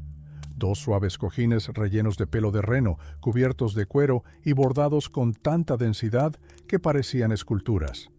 ¿Sabes qué es lo más asombroso? Estas sillas de montar muestran signos de desgaste. Los escitas no fabricaban estos objetos de oro solo para sus entierros, los usaban a diario. Imagina a un jinete galopando por la estepa en un caballo adornado con oro y fieltro brillante. Era una explosión de color entre la hierba pluma gris. Mantas de fieltro color cereza oscuro, bordadas con seda china, ribetes de piel, espirales doradas en los látigos. Era el lujo nacido de la libertad. Incluso en su vida cotidiana, los escitas se rodeaban de objetos que hoy llamaríamos de diseño. Sus mesas eran bajas, con elegantes patas curvas que semejaban patas de animales. Los tableros eran desmontables y podían usarse como bandejas. Bebían de cuernos y jarras con coladores para que ni una sola mota de suciedad estropeara el sabor de su kumis. Al anochecer, cuando la estepa refrescaba, los escitas se reunían en sus tiendas. Cada nómada tenía un kit para fumar cannabis. Este era un ritual importante. Usaban pequeños calderos o lámparas de piedra, arrojando semillas sobre piedras calientes bajo un dosel de fieltro. Heródoto escribió que los escitas aullaban de placer al inhalar el humo. Para ellos, era una forma de comunicarse con los dioses, un momento en el que se borraban las fronteras entre los mundos. Las mujeres escitas también contaban con sus propios ajuares rituales. Su mundo era de igualdad en cuanto a espíritu y comodidad. Almohadas rellenas de lana, alfombras suaves y lámparas elaboradas. Su hogar nómada no era austero ni vacío. Estaba lleno de calidez, color y aroma a hierbas. Los escitas se han ido, dejándonos sus misterios. Al contemplar el oro que aún calienta la tierra, los tatuajes de antiguos líderes y las máscaras de sus fieles caballos, lo comprendemos, no han desaparecido. Simplemente continúan su interminable marcha por los pastos celestiales. Nos recuerdan que la verdadera libertad no tiene límites y que la muerte es solo el comienzo de un nuevo viaje. Sus pertenencias son más que simples hallazgos arqueológicos. Son cartas del pasado, escritas en oro, fieltro y sangre. ¿Las oyes? Es el repique de las campanillas en los arneses de sus caballos invisibles. Los escitas siguen aquí, en cada soplo del viento estepario, en cada destello de sol sobre el bronce antiguo. Esperan que queramos volver a escuchar su historia. ¿Oyes ese sonido? No es solo el viento que sopla entre la hierba pluma, es el tintineo de las campanillas en los arneses de caballos invisibles. Los escitas no se han ido a ninguna parte, siguen aquí, en cada destello de sol sobre el bronce antiguo, en cada susurro de la hierba esteparia. Esperan a que queramos escuchar su historia de nuevo. Una historia escrita no con tinta, sino con oro, fieltro y sangre. Imagina una vasta estepa donde, en pleno centro de un campamento nómada, se alza una vivienda inusual. No es solo una tienda de campaña, es un lugar misterioso. Su exterior está cubierto con ásperas láminas de cuero o grueso fieltro. Estas paredes eran casi siempre austeras y monocromáticas, pero imagina el asombro de un viajero casual al ver una tienda de campaña con una interminable hilera de panteras fantasmales recorriéndola, descuartizando ciervos. Dentro, en el centro mismo, un pesado caldero de bronce reposa sobre un trípode. Sus asas son curvas y las hierbas arden en su interior. No es solo un fuego para calentarse, es un portal. Los escitas creían que el humo despejaba la mente y los conectaba con el mundo espiritual. Pero los escitas no eran solo guerreros feroces y místicos, eran estetas increíbles. Piénsenlo, hace 2500 años, en las duras condiciones de las montañas de Altai, la gente creaba objetos que hoy se exhibirían en las mejores boutiques de París o Milán. En los túmulos funerarios cubiertos de hielo de Pacific, los arqueólogos han descubierto algo que revoluciona nuestra comprensión de los nómadas salvajes. Eran maestros en el manejo de pieles: leopardo, zorrillo, gato montés, ardilla, marta sibelina y armiño. Estas pieles no eran solo una lista de presas, sino el vestuario de la nobleza escita. Estas pieles se usaban para confeccionar ropa elegante, bolsos y elegantes bolsas con bolsillos ocultos y cierres intrincados. Las mujeres, y quizás también los hombres, usaban estas bolsas para guardar espejos y cosméticos. Sí, los nómadas, cuyas vidas transcurrían a caballo, prestaban gran atención a su apariencia. Sus vidas estaban impregnadas de color. Los escitas sabían teñir la lana de un rojo intenso y profundo. Creaban fieltro de increíble calidad, desde ropa de cama tosca hasta las telas más finas, casi etéreas. Pero lo más sorprendente era su pasión por las importaciones. Imaginen caravanas viajando a través de montañas y desiertos para llevar la más fina seda china o las exquisitas telas persas a la estepa. Ahora aguante la respiración. Nos acercamos al descubrimiento más increíble en la historia de la arqueología. se descubrió una alfombra en el quinto túmulo funerario de Passy Ric, revestida de permafrost. Pero es más que un simple mueble. Es la alfombra de pelo más antigua del mundo, que data del siglo V a.C. Cuando el hielo se derritió, un milagro apareció ante los ojos de los científicos: colores vibrantes, patrones intrincados y una artesanía meticulosa. Considere estas cifras: hay 270 nudos en cada centímetro cuadrado de esta alfombra. En total, hay más de 1.250.000. Incluso el artesano más hábil de la época habría necesitado 1 año y medio de trabajo ininterrumpido para crear semejante obra maestra. Representa un mundo entero: grifos, alces, majestuosos jinetes con crines recortadas y colas trenzadas. Esta alfombra es la prueba viviente de que el mundo escita estaba conectado por hilos invisibles a los grandes imperios de Persia y Asiria. Pero ¿por qué un nómada tendría un espejo en su tumba? Ese es otro misterio. Se encuentran espejos de metal en todos los entierros escitas. A veces son simples discos con un asa, a veces son verdaderas obras de arte con asas en forma de pantera o ciervo. Para los escitas, un espejo no era un objeto de vanidad, era un escudo mágico, capaz de alejar a los malos espíritus. Creían que el espejo era un atributo de la gran diosa. En una placa de oro vemos a una mujer sentada sosteniendo un espejo, ante la cual se encuentra un guerrero bebiendo una bebida sagrada de un ritón. Este es un momento de comunión con el poder divino. La preocupación de los escitas por la apariencia rozaba el fanatismo religioso.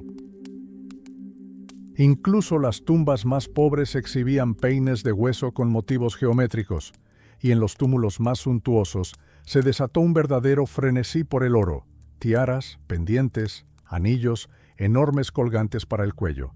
Los escitas se envolvían literalmente en joyas, pero tras este lujo se escondía un miedo primigenio. En el túmulo funerario de Quelermes, los arqueólogos descubrieron algo a la vez inquietante y majestuoso.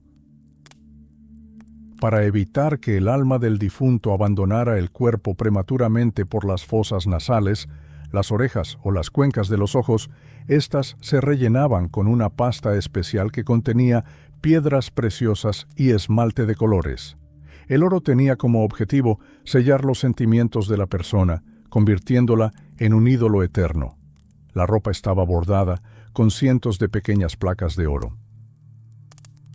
Representaban una verdadera enciclopedia de la vida: luchadores en combate, músicos con instrumentos de cuerda similares al laúd y, por supuesto, animales. Y aquí llegamos al punto principal, lo que los historiadores del arte llaman el estilo animal escita. No son simples imágenes, son una filosofía.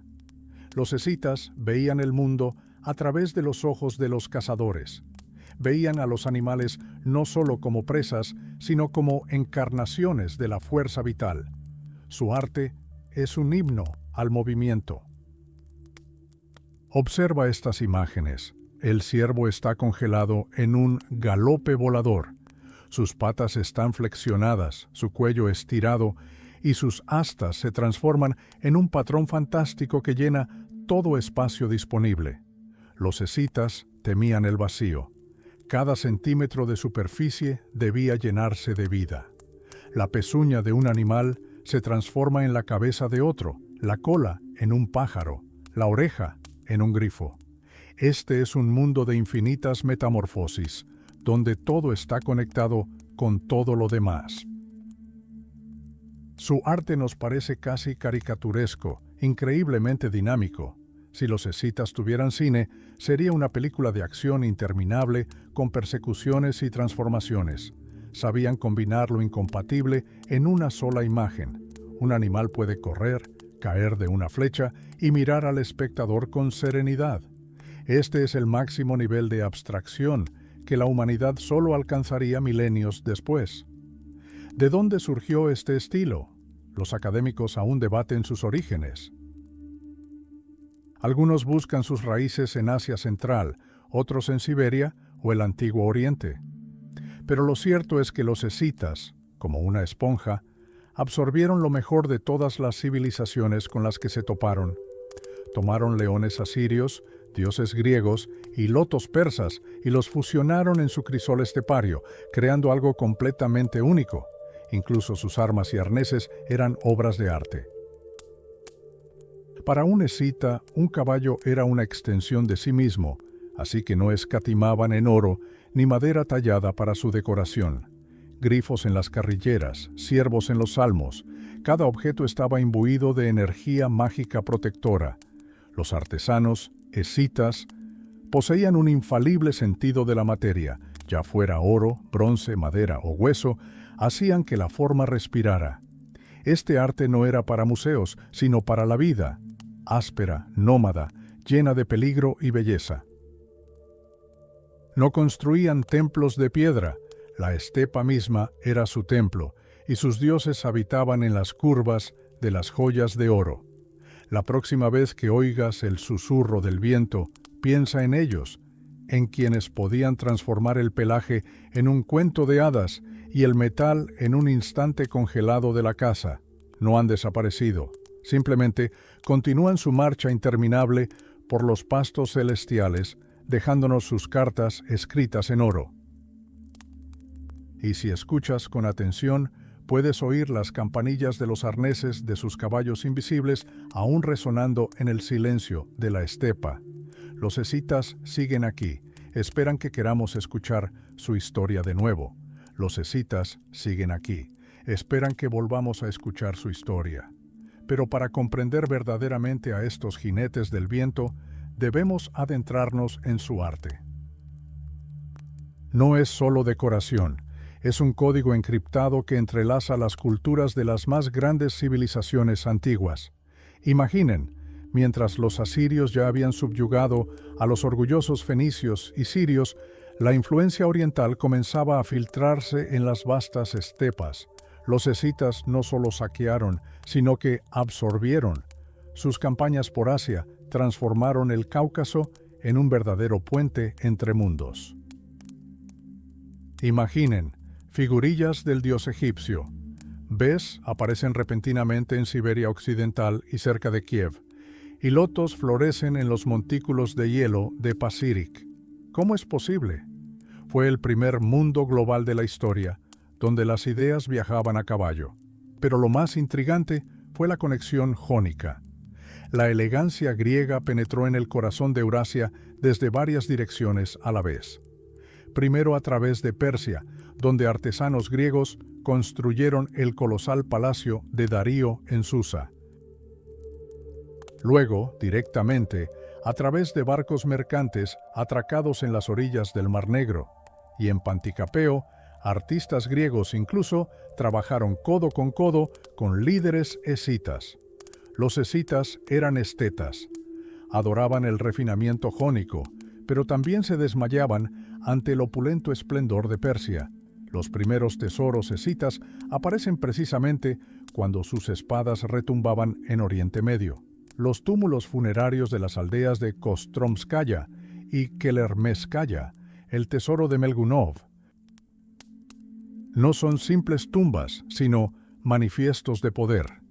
Los eruditos aún debaten las fechas, siglo VII a.C. o VI. Pero eso no es tan importante. Lo que importa es que el estilo escita aparece ante nosotros inmediatamente en pleno apogeo. Como si no hubiera evolucionado a lo largo de siglos, sino que emergiera del mismísimo polvo de la estepa, ya perfecto. Tomemos, por ejemplo, la famosa vaina de espada del kurgán de Melgunovsky. Es una auténtica historia de detectives en metal. La espada en sí es persa, pero la decoración es increíble. Una procesión de criaturas aladas marcha sobre la vaina. Pero fíjate bien en sus alas. No son plumas. Son peces, con los dientes aferrados a los hombros de los arqueros. Un zoomorfismo antiguo y sanguinario, donde una criatura literalmente se transforma en otra. Y fíjate en el detalle. Los músculos de las piernas de estos monstruos Están resaltados con puntos y comas. Encontrarás esta técnica en esculturas persas, en telas de Pasirik e incluso en ruinas hititas. ¿De dónde proviene? Aún no lo sabemos con certeza. ¿Y qué decir del leopardo dorado de Quelermes? Su cuerpo está decorado con incrustaciones de esmalte, al más puro estilo persa. Pero junto a él se encuentra un espejo de plata de factura jónica, con centauros y monstruos, y un plato que representa a la gran diosa. El líder escita gobernaba un mundo forjado en los mejores talleres de la ecúmene. Pero si buscas el símbolo que se convirtió en el alma del arte escita, ese es el ciervo, tan antiguo como la propia Siberia. Se creía que los ciervos transportaban las almas de los muertos al mundo de las sombras. Observa el ciervo dorado del pueblo de Kostromskaya. Está congelado en pleno salto, pero con las patas flexionadas y la cabeza levantada, como si atrapara la brisa de los pastos celestiales con sus fosas nasales. Sus músculos están tensos al límite. Parece que en un segundo más saltará hacia adelante, transformándose en un rayo dorado. No es solo una figura, es energía congelada. Curiosamente, este estilo evolucionó con el tiempo. Si comparas el ciervo de Kostromá con el hallazgo posterior de Kulova, notarás la diferencia. Este último ciervo claramente muestra la mano de un artesano urbano. Las astas están elaboradas mecánicamente y las pezuñas son demasiado puntiagudas.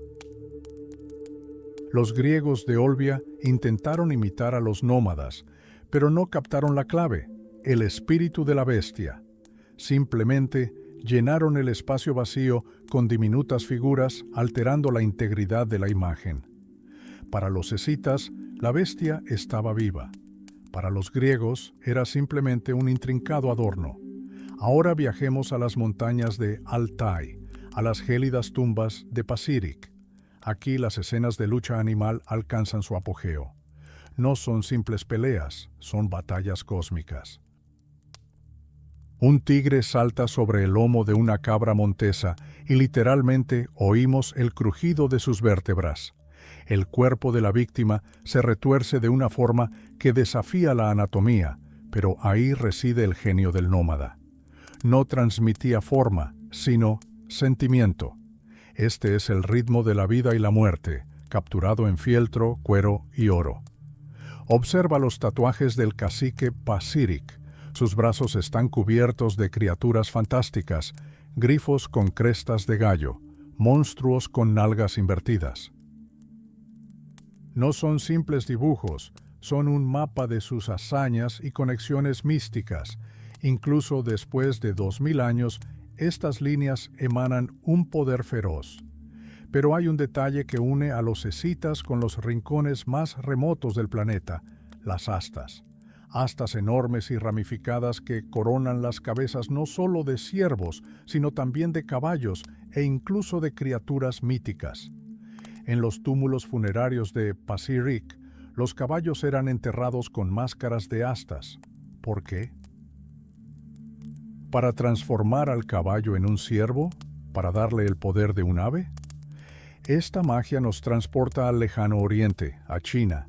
Se han encontrado figurillas de madera con rostros humanos y lenguas salientes, coronadas con astas de ciervo auténticas, en tumbas de la provincia de Hunan. Textos antiguos hablan de criaturas con cuerpos animales y rostros humanos, con la cabeza adornada con coronas ramificadas. Las astas eran una escalera al cielo, símbolo de renacimiento y conexión con los dioses. Los escitas perfeccionaron este culto. Observe el remate de bronce de Kuban, el perfil de un ciervo enmarcado por astas simétricas, en las que se entretejen cabezas de pájaro. No es solo un diseño, es una plegaria visual. El arte escita es un arte de movimiento. No hay descanso en él. Incluso cuando un animal descansa, está listo para saltar. Es un reflejo de la vida de un pueblo que no conocía fronteras. Tomaron el poderío asirio, la elegancia griega y el lujo persa, Los fundieron en el horno de su pasión nómada y crearon algo completamente nuevo. Cuando mires estas vainas doradas, estos grifos despedazándose, recuerda, no son solo piezas de museo, son cartas del pasado, escritas en el lenguaje del oro y la sangre. Los escitas no nos dejaron libros, pero sí sus sueños encarnados en metal. Y si miras de cerca a los ojos de los ciervos dorados, verás en ellos el reflejo de la estepa infinita y oirás el repiqueteo de miles de cascos extendiéndose más allá del horizonte hacia la eternidad. La historia de los escitas es la historia de cómo uno puede desaparecer sin dejar atrás ciudades, pero permanecer para siempre, haciendo que el oro cante a la libertad. Siguen aquí, en cada curva del metal, en cada susurro de la hierba, en un túmulo funerario. Y aún esperan a quienes estén dispuestos a descifrar su clave dorada. Se fueron sin dejarnos una sola huella, pero sus sueños, plasmados en metal, aún nos hablan. Si miras de cerca a los ojos de un ciervo dorado, verás el reflejo de la estepa infinita y oirás el repiqueteo de miles de cascos extendiéndose más allá del horizonte hacia la eternidad. La historia de los escitas es un gran misterio sobre cómo uno puede desaparecer sin dejar ciudades, y aún así permanecer para siempre, haciendo que el oro cante a la libertad. Siguen aquí, en cada curva del metal, en cada susurro de la hierba, en un túmulo funerario, y aún esperan a quienes estén dispuestos a descifrar su clave dorada. Pero ¿qué tal si este código nos lleva mucho más allá de lo que solemos pensar? ¿Te has preguntado alguna vez por qué se encuentran imágenes de ciervos con increíbles astas ramificadas por toda Eurasia, desde Irlanda hasta China? No son solo adornos. Los investigadores creen que estas criaturas eran poderosos amuletos, capaces de alejar el mal de ojo y proteger a sus dueños. Las leyendas sobre ellos se originaron en las duras regiones del norte de China, pero los ecos de este culto se han extendido por todo el mundo. Los budistas incluían 11 ciervos simbólicos en sus antiguas leyendas. Los chamanes tibetanos y siberianos, hasta hace poco, usaban astas de ciervo en sus vestimentas mágicas, y los celtas, incluso en lugares tan lejanos como Irlanda y Escandinavia, los consideraban sagrados. Viajemos a la antigua China, a la provincia de Hunan. Aquí, en la ciudad de Changsha, los arqueólogos descubrieron algo extraordinario. Los historiadores chinos de la época llamaron a los habitantes locales semibárbaros. ¿Por qué? Porque eran radicalmente diferentes del resto de China. Solo aquí se han encontrado misteriosas figuras coronadas con astas de ciervo que datan del siglo IV a.C. Esta fue la época en que los nómadas de Altai alcanzaron la cúspide de su poder. Y esto es lo asombroso. Las astas de estas figurillas, al igual que los famosos hallazgos de los túmulos funerarios de Pacirik, estaban hechas de corteza de árbol.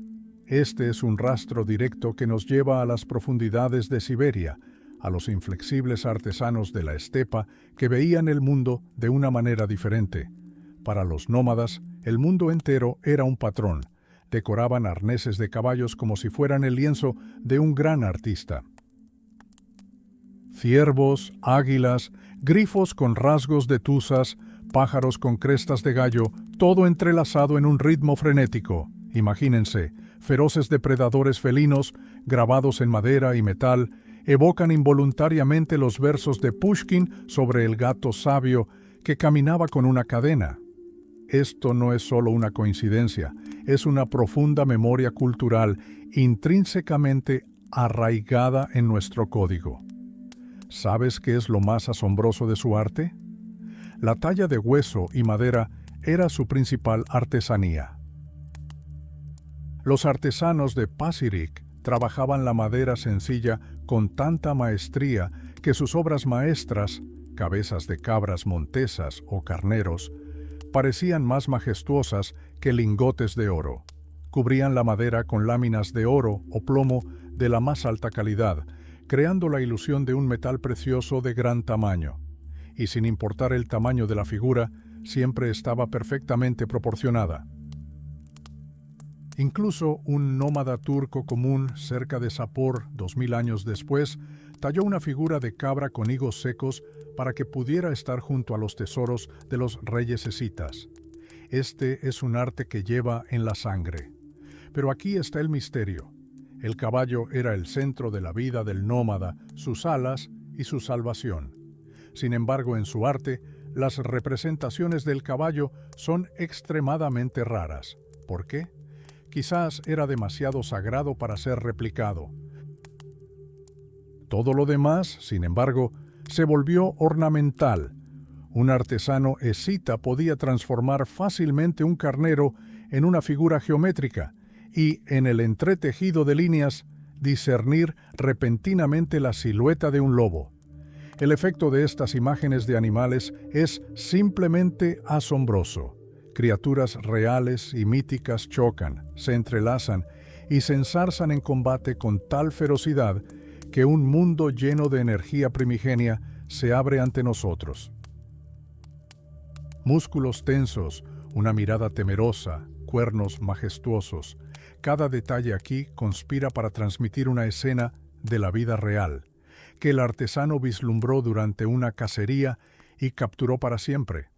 En Pacific, el amor por la belleza llegó al extremo del fanatismo. Incluso una flecha, destinada a surcar el aire solo una vez, estaba pintada con elegantes líneas onduladas. Cinturones, telas, mantas de silla de montar, todo estaba cubierto de estrellas, corazones y lotos. Pero el hombre era solo un huésped en este mundo. Las figuras humanas son escasas, y a menudo el maestro no podía resistirse a una broma, transformando la corona de una cabeza humana en un estampado floral. Y, sin embargo, cuando querían representar a una persona, el resultado era exquisito. Observe las famosas alfombras de Pacific, la gran diosa en un trono, jinetes con extrañas túnicas, bastones que recuerdan a astas de ciervo. No son simples imágenes, son rituales congelados, cuyo significado apenas comenzamos a comprender. Se dice a menudo que los escitas encargaban sus joyas a los griegos, pero observen estos hallazgos. Casi todos los miembros de la tribu eran artistas. Las mujeres bordaban cuero y tejían la lana más fina, mientras que los hombres forjaban oro y hierro. Esto no era obra de artesanos profesionales en las ciudades, era arte popular en el sentido más amplio de la palabra. No construyeron pirámides, pero tendieron un puente entre el mundo antiguo y la futura Rusia eslava.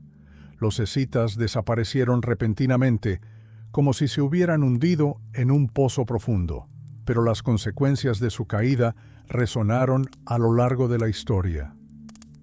Golpearon con especial dureza a la Rus. ¿Has notado alguna vez cómo las suaves líneas escitas aparecen en los bordados campesinos, las tallas de las ventanas y los juguetes de arcilla? Este es un legado de la época pagana que ha sobrevivido contra viento y marea. Cuando los sármatas reemplazaron a los escitas, introdujeron la pasión por los colores brillantes y resplandecientes. Exigieron a sus artesanos un estilo policromado, esmalte, piedras preciosas y oro. Los ciervos comenzaron a dar paso a las aves, pero el espíritu de la estepa perduró. Durante siglos, los agricultores eslavos vivieron con el temor de las nuevas oleadas de nómadas, pero absorbieron su cultura como una esponja. Para protegerse del mal, llevaban amuletos con imágenes de caballos y osos en el pecho, al igual que los escitas. Incluso después de la cristianización de la Rus en 988, cuando los ídolos fueron arrojados al Dnieper, los antiguos símbolos sobrevivieron. Se escondieron en los juguetes de los niños, caballos y carruajes de madera que antaño arrastraban el sol por el cielo. ¿Y qué decir de la veneración a los antepasados? La tradición escita de enterrar a los líderes con increíble pompa, celebrar festines funerarios y torneos en la cima de los túmulos funerarios, todo esto migró a los eslavos. La costumbre de colocar una espada junto a un niño recién nacido o de montar a un niño a caballo a los 3 años es pura sangre esteparia que late a través de los siglos. En el siglo V, el culto al sol cautivó la imaginación popular, y el caballo y el gallo se convirtieron en los protagonistas. Basta con observar el encaje ruso. Esos gallos, con sus colas tupidas, remontan su linaje directamente a los túmulos funerarios de Pazyryk.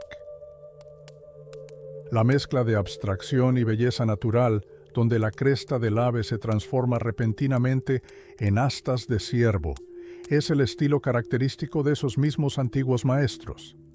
Incluso la gran diosa, venerada en los bosques sagrados, vistiendo al abedul con un vestido de mujer, es un eco de esa misma cifra dorada.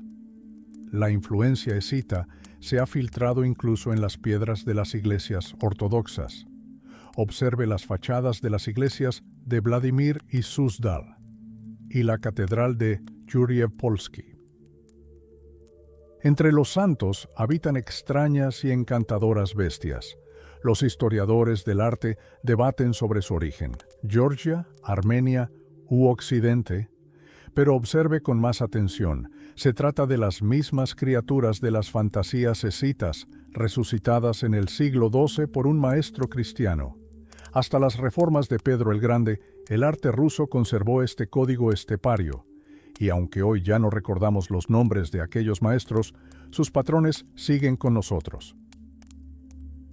Cuando veas un patrón en una toalla vieja que tu abuela llamaba cuernos de cabra o cuernos de ciervo, recuerda que es una voz de 3 milenios. Los escitas no han desaparecido. Simplemente se han convertido en un patrón en nuestra ropa, una talla en nuestras casas y un suave susurro del viento sobre los túmulos funerarios, aún a la espera de quienes deseen escuchar su historia.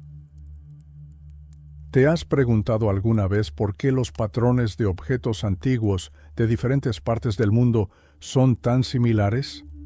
¿Cómo fue que los animales salvajes de las costas del Mar Negro migraron repentinamente a los barcos vikingos o a los tesoros de los emperadores chinos? Los escitas no solo nos dejaron un patrón en la toalla de nuestra abuela, crearon un auténtico código visual que, como un virus, se ha propagado por toda Eurasia. Este código lo impregnaba todo. Los ciervos y las puntas de flecha escitas florecieron en empuñaduras de espadas, cerámicas elegantes e incluso en las primeras armas de fuego. Artículos domésticos comunes, cucharas, copas de vino, conservaron durante siglos las mismas formas que antaño ideaban los nómadas en sus tiendas. Pero lo más interesante comienza cuando estos patrones viajan. Imagine los vastos ríos que surcaban la llanura rusa. Eran las carreteras de la antigüedad. El Dniester y el Dnieper transportaban mercancías de sur a norte. Inicialmente, el comercio lo realizaban los sármatas y los eslavos paganos, pero luego entraron en escena las tribus germánicas.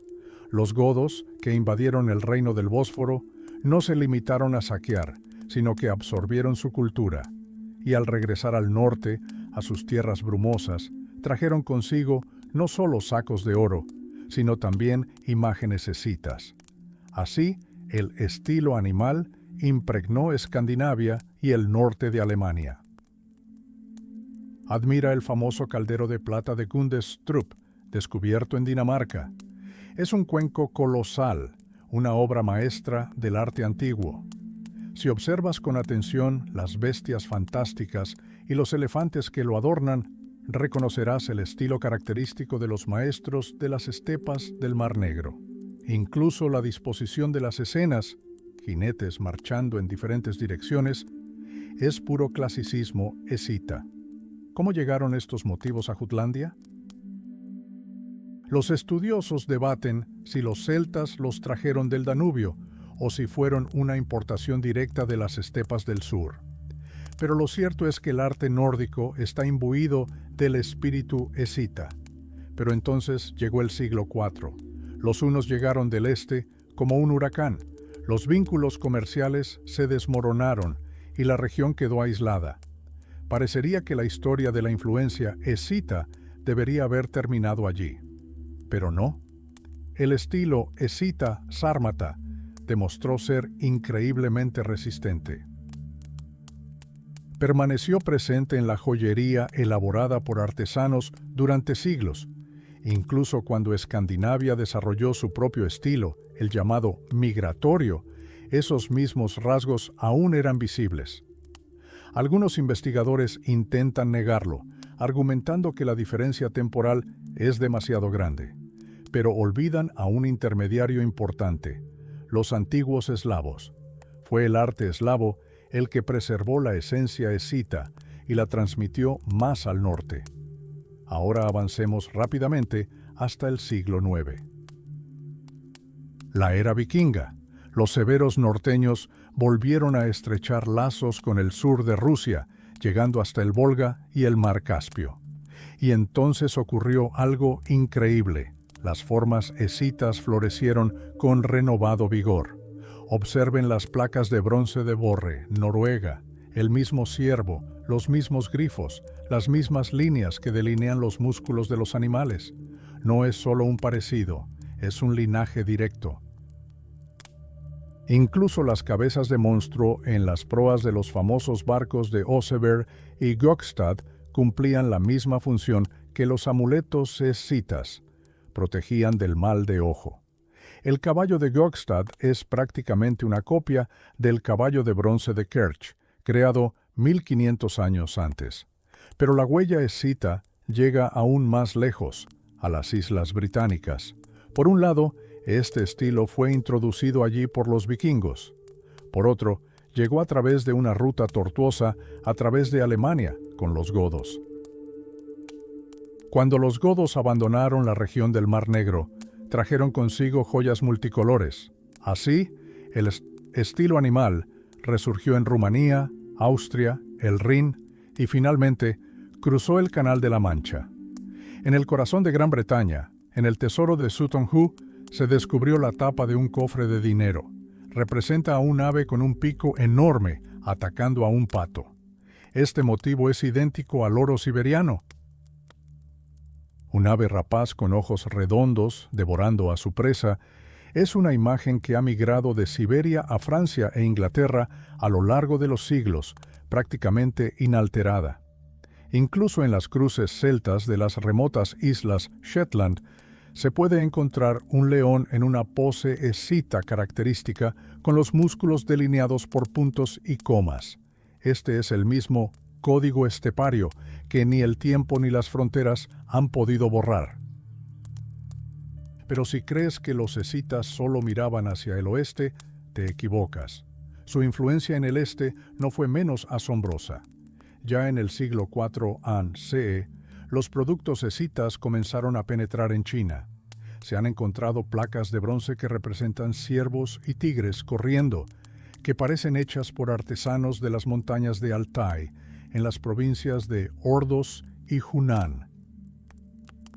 Sorprendentemente, incluso el famoso dragón chino de la dinastía Han adquirió su característica pose curva bajo la influencia del arte escita. El cuerpo gira en una dirección, la cabeza en otra. Este dinamismo, esta ferocidad de la bestia, es un legado puro de los nómadas. Los patrones cuadrados y redondos en los cuerpos de los animales de bronce chinos son las mismas marcas en forma de coma y media luna que utilizaban los jinetes euroasiáticos. Más tarde, estos mismos motivos aparecerían en los textiles turcos, cerrando un vasto círculo histórico. Los escitas no construyeron ciudades que perduraran durante milenios, carecían de lenguaje escrito que nos legara sus leyes. Pero crearon algo más perdurable, un lenguaje visual que se convirtió en la base del arte de toda Europa y Asia. Sin ellos, el arte europeo quizá nunca habría desarrollado un amor tan profundo por las imágenes de animales. Al contemplar una losa sajona del siglo XI tallada con un ciervo, no se contempla simplemente la obra de un artesano medieval. Se contempla un animal cuya imagen fue concebida hace 2500 años, en algún lugar de la vasta estepa. El hombre que la talló en la piedra en Londres, quizás sin saberlo, sintió el mismo viento que soplaba desde el sur de Rusia. La fuente escita se agotó hace mucho tiempo, pero su último destello de inspiración nos ha llegado a través de los siglos. Los escitas se han convertido en patrones, grabados en casas, en el suave susurro del viento sobre los túmulos funerarios, y hoy, al contemplar estas líneas entrelazadas, escuchamos su historia, la historia de un gran pueblo que se ha fusionado con nosotros, dejando su código inmortal en cada detalle de nuestro arte.